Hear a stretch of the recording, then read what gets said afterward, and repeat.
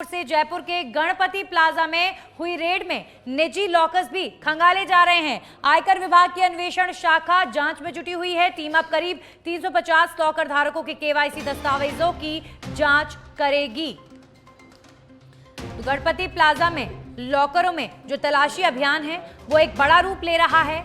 अब लोगों के जो निजी लॉकर्स हैं वो भी खंगाले जा रहे हैं, क्योंकि जो दावा किया जा रहा था कि काला धन इन लॉकर्स में छुपा हुआ है तो अब तक तो मिला नहीं है, लेकिन कहीं कोई लूप होल ना छूट जाए, आयकर विभाग किसी भी तरीके से कोई मौका नहीं छोड़ना चाहता और इसीलिए 350 लॉकर धारकों के केवाईसी दस्तावेजों की जांच अब की जाएगी।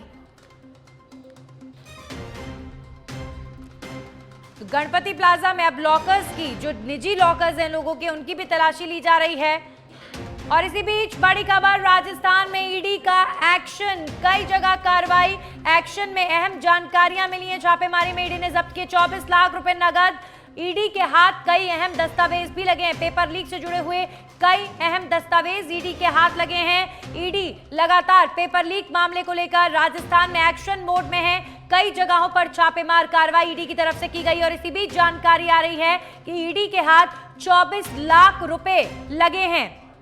24 लाख रुपए कैश ईडी ने बरामद किया है। साथ ही साथ कई अहम दस्तावेज भी ईडी के हाथ लगे हैं। अब इन दस्तावेजों की जांच पड़ताल होगी।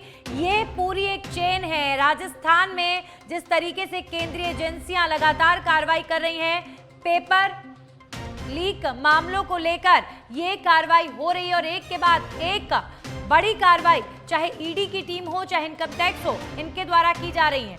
हमारे सहयोगी विमल कोठारी इस खबर पर ज्यादा जानकारी के साथ जुड़ गए। विमल, ईडी का एक्शन कहां पर देखने को मिला, क्योंकि 24 लाख रुपए नकदी मिलना, दस्तावेज मिलना बड़ी बात है।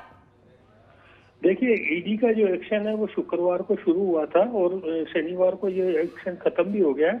लेकिन इसमें जो जानकारी मिली है वो यही है कि ईडी ने जो कार्रवाई की है, इस कार्रवाई को 7 लोगों की यहाँ कार्रवाई की है और जो senior teacher second grade competitive examination 2022 था, इसमें जो पेपर लीक मामला था, इस मामले को लेकर के ये कार्रवाई हुई। ईडी की ओर से जो आधिकारिक बयान जारी हुआ उसके अंदर ये बताया गया दिनेश खाडोनिया, अशोक कुमार जैन, सुपर्धा चौधरी, सुरेश ढाका और कुछ और लोग हैं जिनके यहाँ ये कार्रवाई हुई है। इस कार्रवाई के अंदर अनेक डॉक्यूमेंट्स जब्त किए गए हैं। कुछ सेल डीड भी बरामद की है जो प्रॉपर्टी से रिलेटेड ही अर्थात सेल ऑफ प्रॉपर्टी से रिलेटेड डॉक्यूमेंट्स थे। इसके अलावा कुछ इलेक्ट्रॉनिक डिवाइसेज हैं और 24 लाख रुपए नगद है।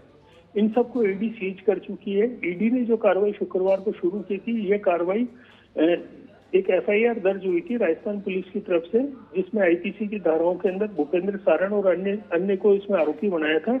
इस एफआईआर के ऊपर ईडी ने कार्रवाई की थी और ईडी ने जो कार्रवाई की थी, ये prevention of money laundering act के अंदर कार्रवाई की थी।